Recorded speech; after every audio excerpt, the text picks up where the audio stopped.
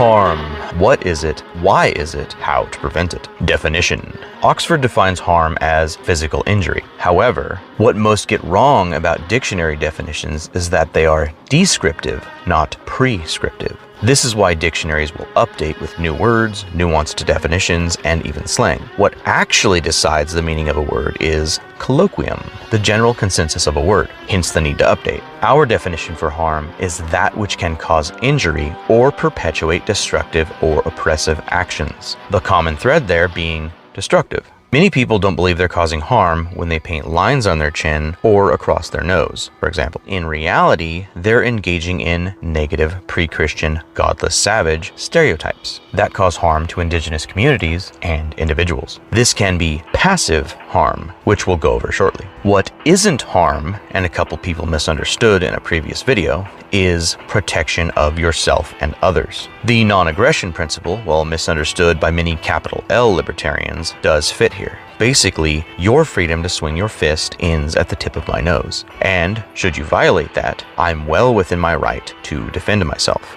Pacifism is not a practical choice. As one Buddhist leader told me, if all life is sacred, then the protection of that life is important. Sometimes that requires violence to stop violence. I asked this in Marine Corps boot camp, as I was curious if he saw teaching Marine recruits as paradoxical. And of course, always try to de-escalate. I do this in my profession. But sometimes going hands-on will be necessary. Havamal, stanza 38. Away from his arms, in the open field, a man should fare not afoot. For never he knows when the need for a spear shall arise on the distant road. Protection of self and others who may not be able to defend themselves is important. And if you're confident in your ability to defend yourself, you're less likely to be agitated or nervous during conflict. A seasoned warrior is far less likely to cause unnecessary harm than a young buck looking to prove themselves. Some misunderstood my words to include veganism. In fact, militant veganism can be harmful and comes from colonizer mindsets. While they may have good intentions, they don't take into account food deserts, poverty, indigenous traditions, and dietary restrictions. Often, these militant vegans will even appropriate anti-racist terms in the most insensitive ways. Some of us have dietary restrictions requiring meat, and others are too impoverished or live in areas where it's difficult to ship vegan substitutes for protein sources and micronutrients. So it can be very classist and harmful to shame people who aren't in a position to go vegan. While factory farming, thanks to capitalism, is terrible, causing harm to the working class peoples will do nothing. Only proper regulations of humane, sustainable animal treatment will make things better. And that's the fault of the ownership class, not the people. We should be punching up, not down, when trying to solve systemic problems. Blaming the poor solves nothing. Active harm. There are two types of harm, active and passive. Active is the more obvious. If someone is bigoted, hurting others, spreading harmful sentiments, or unethical practices. These are the ones we should call out. Hopefully it leads to a teachable moment, but usually these individuals are so entrenched in their ideology, they won't listen. Often, the call-outs and debates with these individuals teaches lurkers more than participants. And unfortunately, if we engage in open debate, it can lead to harmful ideologies seeming valid. I don't think most people are equipped to show how ridiculous harmful ideologies are. It takes a lot of deconstruction to be able to point out the absurdity of hate. It's the rare person that will willingly change once corrected. Passive harm, the more subtle of the two. These people often don't understand what they're doing is harmful, and we all have some ideas or habits that are passively harmful. Before I get into it, let me say, human decency is not political. Often people will politicize standing up for someone's right to exist or standing up for marginalized peoples, but standing against the vilification of LGBTQ and BIPOC peoples should be common decency. If someone says, "Don't be homophobic," they're not being political. They're showing common courtesy. Not being a hateful jackass is polite. But many people will call the existence of LGBTQ peoples or listening to people of color political because they themselves are making it political. The freedom to exist as you want or how you were born is just that, freedom.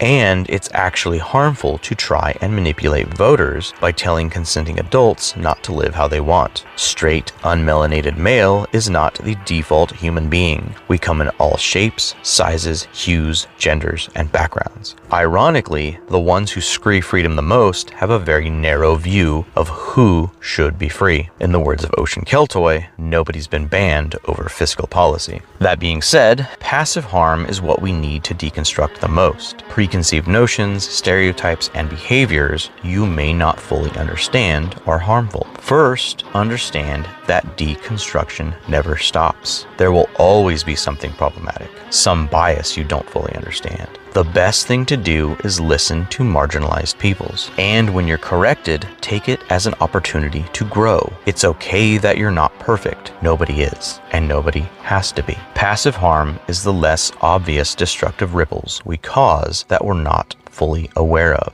If anyone does shit on you, despite willingness to change, they haven't deconstructed enough. Walking around with a purity hammer, like you're the deconstruction police, is not helpful. Many of these people we call white saviors, as they're more interested in being the hero than listening to BIPOC voices. Havamal, stanza 27. A witless man, when he meets with men, had best in silence abide, for no one shall find that nothing he knows, if his mouth is not open too much. But a man knows not, if nothing he knows, when his mouth has been open too much. Deconstruction. Deconstruction is how we fix ourselves and become better for it. Today's generations are generally less sexist, racist, and homophobic than previous generations. That's thanks to ideas being spread, educating us all on past harms. While we may not eradicate harm completely, we can set the example for future heathens to be more inclusive than past generations. Always improving, always growing.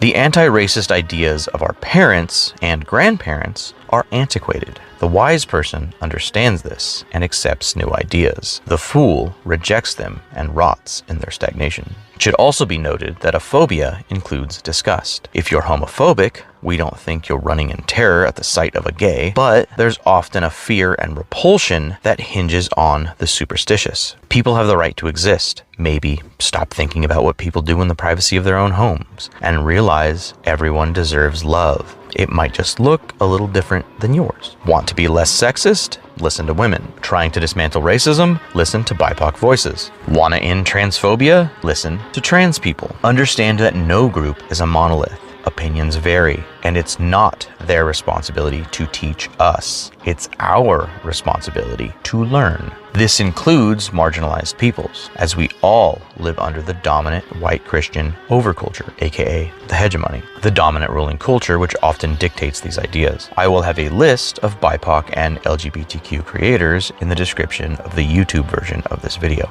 It has to be said, the religious elements of deconstruction are fairly obvious. We know Christianity can be harmful. Inquisitions, crusades, many of which were colonization efforts within Europe, purity culture, and a lot of other things used by those in power in the name of their religion, even persecuting their parent religion, Judaism, creating bigotry and hate that affects us to this day. That's what hegemony means. And you'll hear me use that word a lot. It's the dominant Christian overculture, and more importantly, the wealthy ownership class that took it over for their own means. Ironically, Christian cultus originally gained popularity within the lower classes because it lacked the hierarchy of pagan Roman rule. Now we see the inverse. Christians misusing religion to create classist hierarchies. While pagans have a tendency to crap on Christians, understand the ownership class has warped their religion into something it shouldn't have been. Not all Christians are sexist, racist, homophobes. Unfortunately, the hegemony has made mainstream Christianity this way, and hopefully they're on their own deconstruction journey. Deconstruction never stops. It's a constant process of breaking down ideas and understanding their origins, of understanding how it can be harmful, and actively choosing not to participate in that harm. Ask yourself, am I doing that? You have to evaluate what you do and believe. And most of all, stop justifying your behavior when questioned. If someone tells me, hey, XYZ was problematic, I don't get defensive. I thank them for bringing it to my attention, and I try to understand why what I did was wrong. That's the cornerstone of dismantling passive harm. Only through diligent analysis can we better ourselves. Is it gonna suck?